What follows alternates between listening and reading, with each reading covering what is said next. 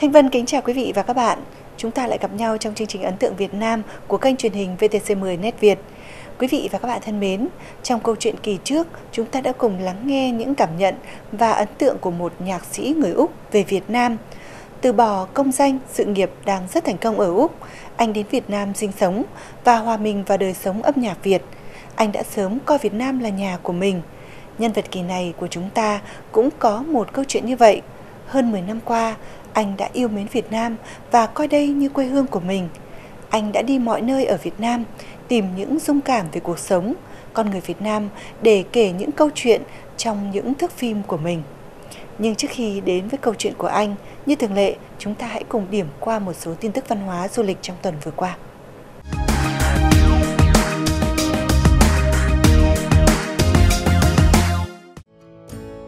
Nhân dịp Xuân Ất Mùi 2015, Sở Văn hóa Thể thao và Du lịch Hà Nội phát động chương trình về nguồn trải nghiệm cùng di sản văn hóa phi vật thể ở Hà Nội Xuân Ất Mùi.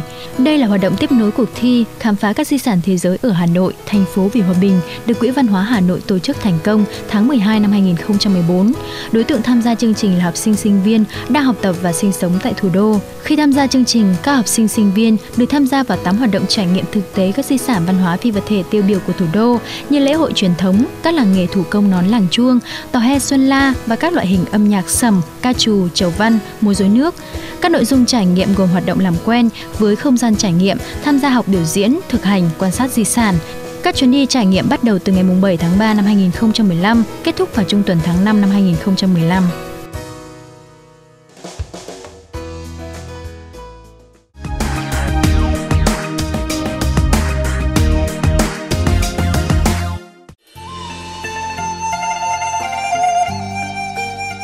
Ban Quản lý Công viên Địa chất Toàn cầu Cao Nguyên đá Đồng Văn tỉnh Hà Giang cho biết đã triển khai công tác bàn giao di sản địa chất cấp quốc tế và di sản địa chất cấp quốc gia cho Ủy ban Nhân dân huyện Đồng Văn quản lý. Hai di sản được bàn giao lần này gồm di sản ranh giới địa tầng và di sản địa chất cấp quốc gia đá Vùi Đỏ. Công viên Địa chất Toàn cầu Cao Nguyên đá Đồng Văn thuộc tỉnh Hà Giang được gia nhập mạng lưới Công viên Địa chất Toàn cầu ngày 1 tháng 1 năm 2010 với tổng diện tích trên 2.350 km2, thuộc địa giới hành chính của 4 huyện vùng cao núi đá phía Bắc tỉnh Hà Giang, gồm các huyện Quản Bạ, Yên Minh, Đồng Văn, Mèo Vạc. Đây là nơi chứa đựng nổi bật các loại hình di sản địa chất, di sản văn hóa và đa dạng sinh học. Qua điều tra khảo sát đánh giá, các nhà địa chất đã xác lập tại Công viên Địa chất Cao Nguyên đá Đồng Văn có 193 điểm di sản cấp quốc tế, cấp quốc gia và cấp địa phương. Trước đó, trong năm 2014, Ban Quản lý Công viên Địa chất Toàn cầu Cao Nguyên đá Đồng Văn cũng đã tiến hành bàn giao nhiều di sản cho Ủy ban Nhân dân các huyện Quản Bạ, Yên Minh, Mèo Vạc quản lý.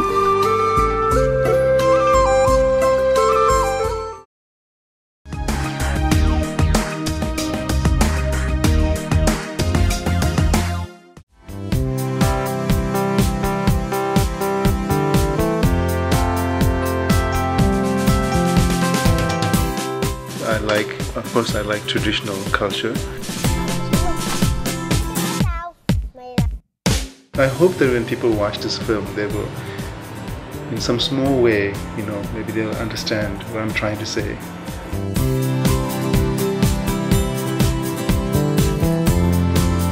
Because I love Vietnam, and so I always consider my writings and my film as sort of like a love story to this land.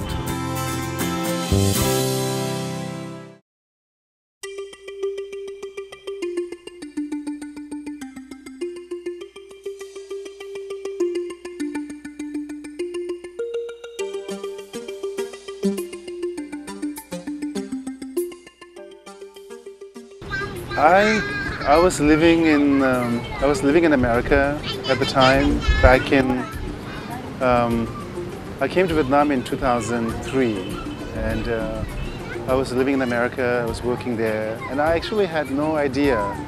I had no idea about Vietnam. But then one day, I saw these two films by Chan An Hung, and it was called "The Scent of Green Papaya" and "The Vertical Ray of Sun." And they were so beautiful. They were so beautiful in it. And when I saw them, I thought, I never thought of Vietnam this way. And they were so beautifully made.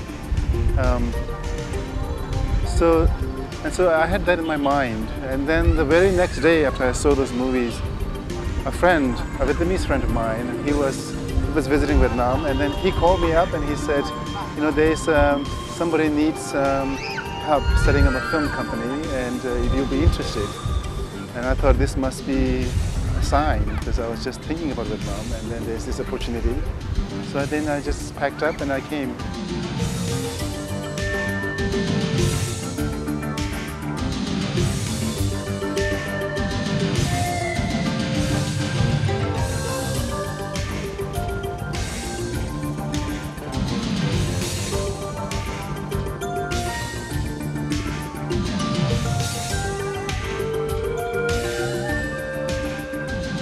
Hơn 10 năm qua, đạo diễn người Ấn gốc Tây Tạng này đã chọn ở lại Việt Nam và dành trọn tình yêu của anh cho đất nước và con người nơi đây. Dù hôm nay Sài Gòn đã đổi thay rất nhiều so với những ngày đầu anh đến. Ngay cả con sông nằm giữa lòng thành phố này đã có nhiều nhà cao tầng mọc lên ven sông hơn. Anh còn nhớ cái năm mà dòng sông này đã đi vào phim ngắn của anh, The River, nó mộc mạc hơn nhiều.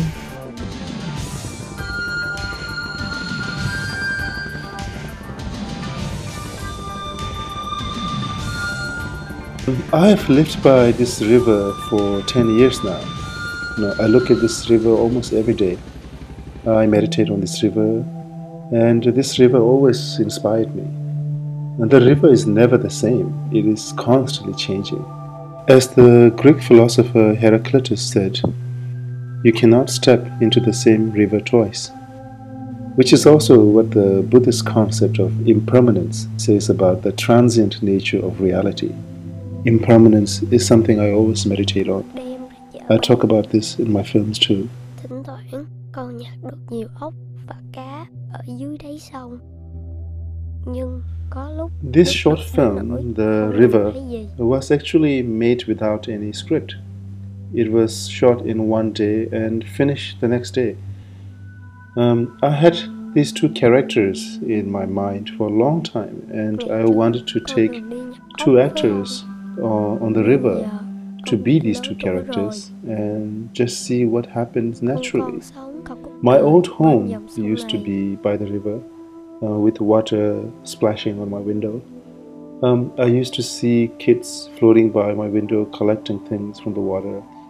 And one day my maid found a body of a young woman by the window. She had committed suicide up the river, and her body floated to my window. And I prayed for her and always wondered what circumstances led her to end her life like this.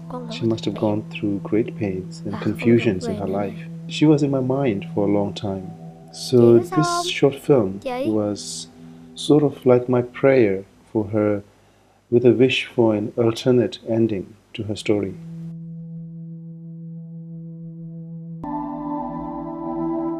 có đôi lúc khi con ở tận cùng đáy sông, con đã có cảm giác sợ hãi. Người đánh cá nói là những linh hồn trên sông nước thường hiện lên đùa giỡn với mọi người. Có lẽ chị ấy là một linh hồn thật tốt.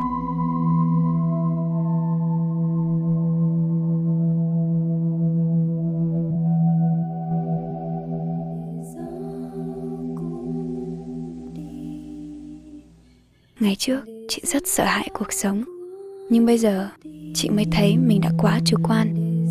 Và chỉ cần quay lại để tạo nên một cuộc sống mới đầy ý nghĩa. Giữa cuộc sống với nhiều sợ hãi và chết chóc thì có gì khác nhau nhỉ? Chị nghĩ như vậy mà cũng không phải vậy.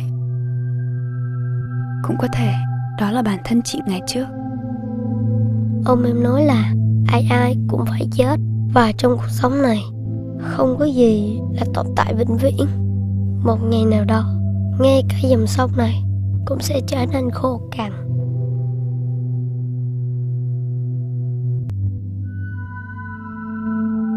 Chị nghĩ hai chúng mình gặp nhau. I'm always by this river, always observing and writing. I wrote stories, poems, and made films by this river.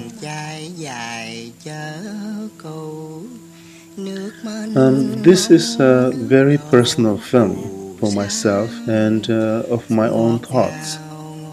So there is no big message I want to send to others. if people look deeper into my film, maybe in some small ways they will think about life and death and about impermanence. Về quê mẹ đậm đà tình thương.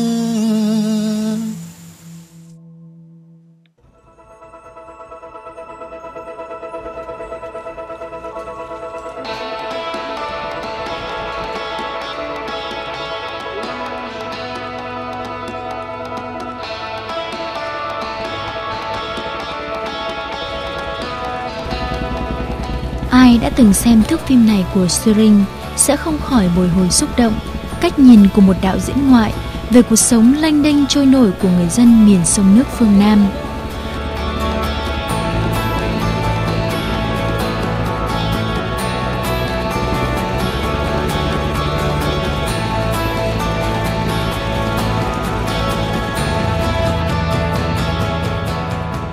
Dường như ranh giới giữa cuộc sống và cái chết thật mong manh. Ngay cả với sinh linh bé nhỏ này cũng vậy.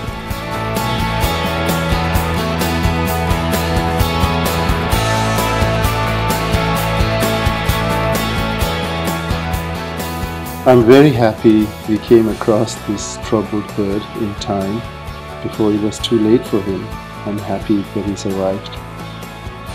It was a very small effort for us to turn our boat around, but life and death matter for this little bird. I think we should always be kind to all living things around us, to creatures and to people around us. And you should be kind to yourself as well. That is an important part of being happy.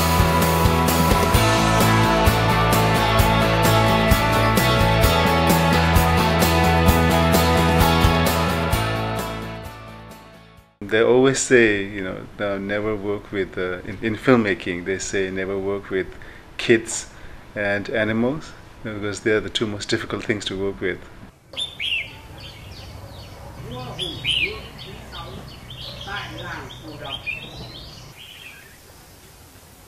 Cháu đi xem phim, cháu lấy ghế ngồi lên đây. But I really enjoy working with kids, and even though it is hard to direct kids. Trẻ em luôn là người dẫn dắt vào câu chuyện và xuyên suốt mạch cảm xúc trong các phim ngắn của Tsering. Mỗi phim là một câu chuyện khác nhau, chủ đề khác nhau. Dưới sự dẫn dắt và biểu lộ cảm xúc tự nhiên của các em, chúng ta cũng có được những cái nhìn cảm thông hơn và sâu sắc hơn về câu chuyện, nhân vật ấy. Em bé cùng người ngựa bay lên trời, từ đó nhân dân ta tôn làm thánh gióng. I think because for me, the kind of stories I want to tell, I think because I'm always, for my personal films, I'm always asking questions about certain things, and these are the kind of questions, if I make adults ask these questions, it sounds too serious, like questions about life, death, impermanence, art, like a lot of these little simple questions that we all ask, but it sounds more.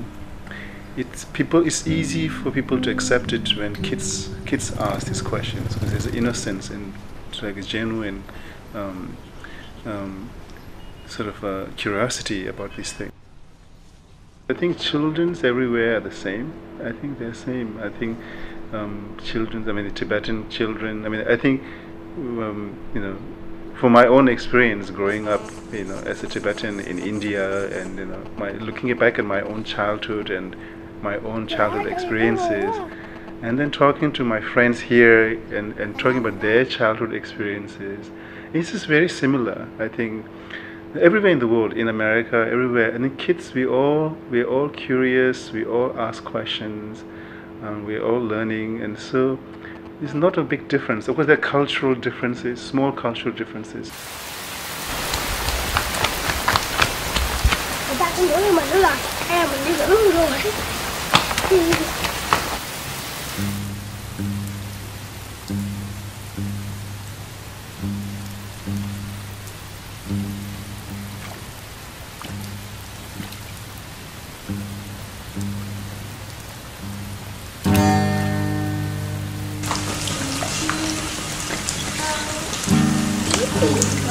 Tao sẽ mày để cho tao con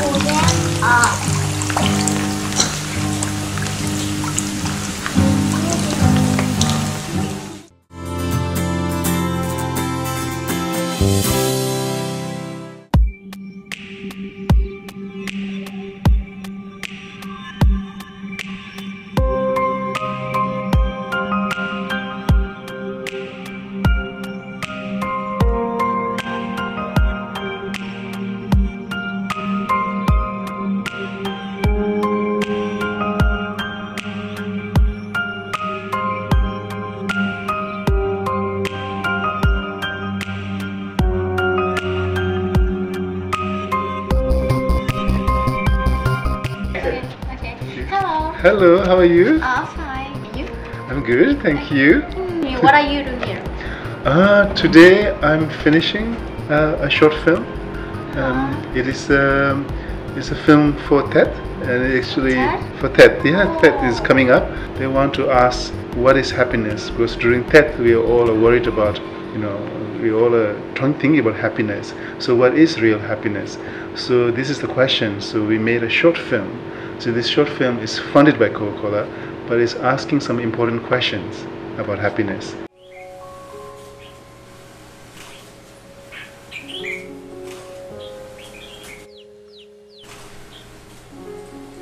Tôi lên Sài Gòn lập nghiệp.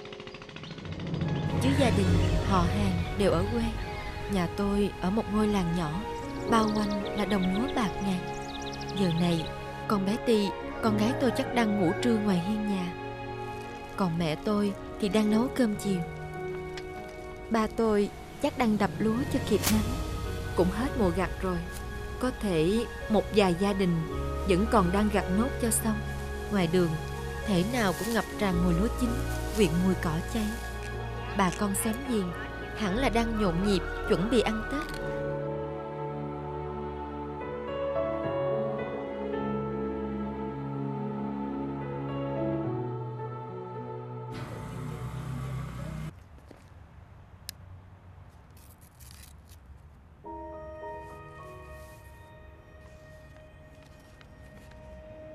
Con gái, mong là con kịp nhận lá thư này. Con nói má là Tết này con không về nhà được vì bận làm. Đứa con gái nhỏ của ba đâu rồi? Đứa con gái nhỏ lúc nào cũng mong tới Tết. Ba biết rằng cuộc sống ở Sài Gòn rất vất vả. Ba cũng biết kiếm tiền cũng không dễ. Con đã nuôi gia đình như một đứa con hiếu thảo và cực khổ cũng nhiều. Bà biết Tết rất là mệt mỏi với nhiều áp lực mua quà cáp và chi phí. Mà chúng ta dường như đã quên rằng ý nghĩa thực sự của Tết là gì. Tết là thời gian dành cho gia đình, tạm gác lo toan và quây quần bên nhau, và bắt đầu một năm mới nhiều hy vọng mới. Tết là lúc tưởng nhớ tổ tiên và quê hương, là dịp mà mọi người trong gia đình dành thời gian với nhau trong yêu thương. Tết chưa bao giờ là vì quà cáp hay tiền bạc. I saw in your film talking about the real meaning of Tết. Yes. So from a letter father sent to his daughter. Yes. Why did you have this idea? Because I'm thinking because I think the letter is very important. It's and first of all, I think these days we forget about because now we all use cell phones, right? We all use text messaging, and it doesn't have the same emotional impact as a letter.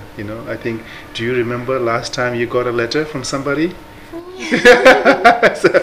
so yeah, because nobody writes letters anymore. Yes.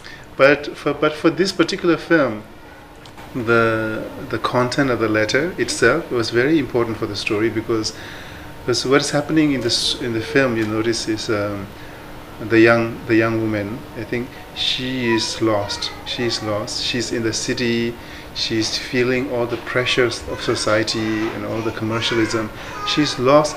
So it was important for her father. Her father is the wise one. So it's important for her father to write a letter to remind her of what it means to be, what that really means, what it means to be happy, what family means.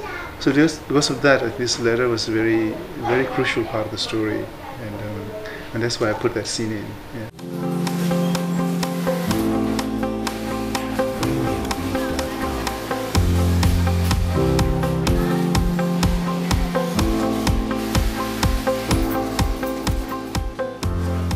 Hơn 6 phút của phim ngắn này đã đem đến cho mỗi người trong số chúng ta thay đổi suy nghĩ về Tết truyền thống.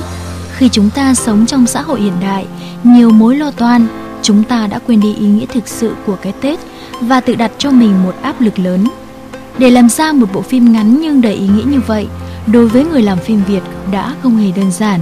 Đối với một đạo diễn ngoại quốc như Tsering, ít ai nghĩ rằng anh lại là người vừa đưa ra ý tưởng, vừa viết kịch bản, đạo diễn và biên tập hậu kỳ cho bộ phim.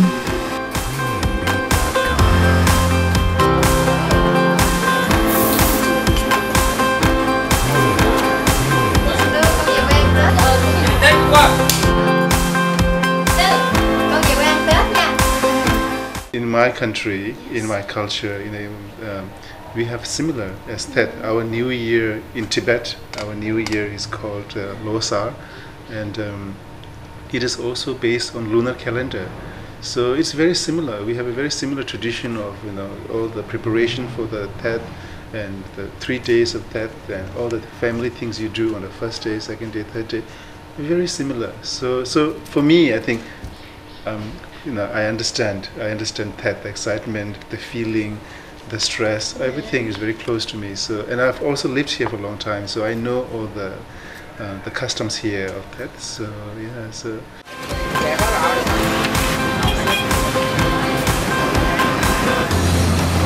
Đều có bạn ngồi trên xe máy nha, một tẻ ra đường được không?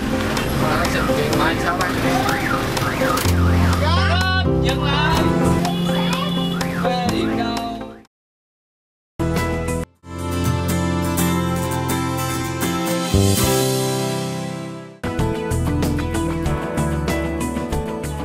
Hơn 10 năm là một chặng đường dài của Tsering ở Việt Nam.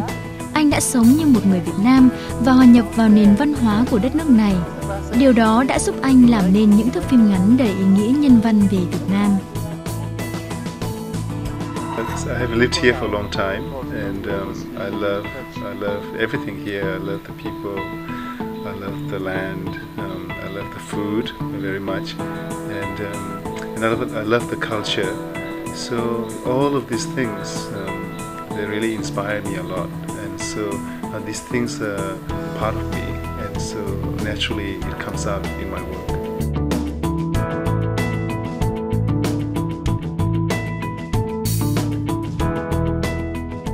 Việt Nam đã xuất hiện nhiều luồng văn hóa hiện đại, song Tsering vẫn tìm thấy trong đó những giá trị của một đất nước mà anh yêu mến để đưa vào những thước phim của mình.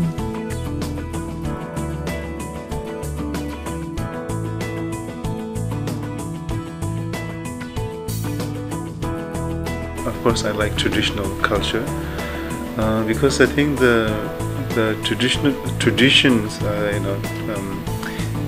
that this traditional culture is your identity as a nation. So without that, then I think we are just like anybody else, because the modern culture is same everywhere. So I think it's very important to preserve and value the traditions.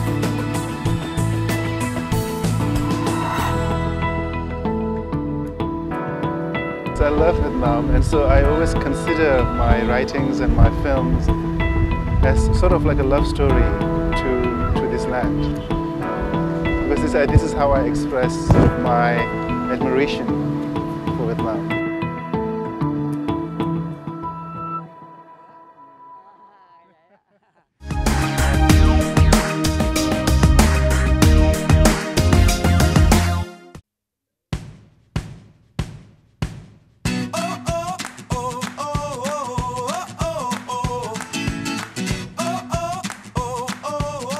Xuất thân từ một sinh viên mỹ thuật tại Mỹ, nhưng từ khi tốt nghiệp, Tsering lại dành thời gian nhiều cho làm phim.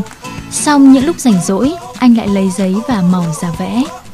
Anh vẽ mọi thứ anh thích, nhưng có lẽ sống ở đất nước này lâu quá, hình ảnh Việt Nam đã ăn sâu vào tâm trí anh, để mỗi khi đặt bút vẽ, anh lại cảm về những điều rất đỗi Việt Nam.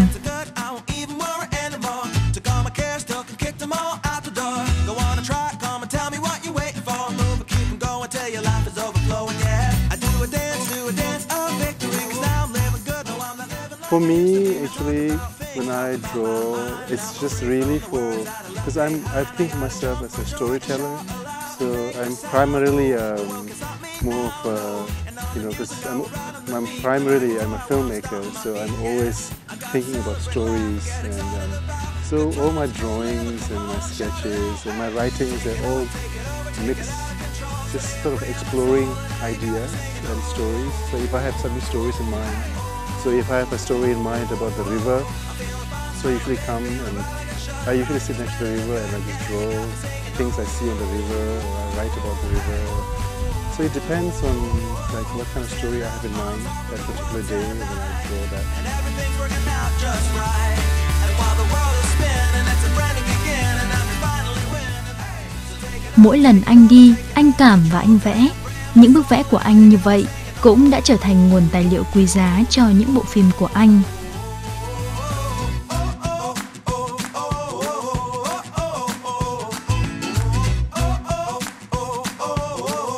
I mean, yes, because since I live here, I think everything I do from morning to night, I think Vietnam is in my mind, and so all the stories or the projects that I do here are related to Vietnam.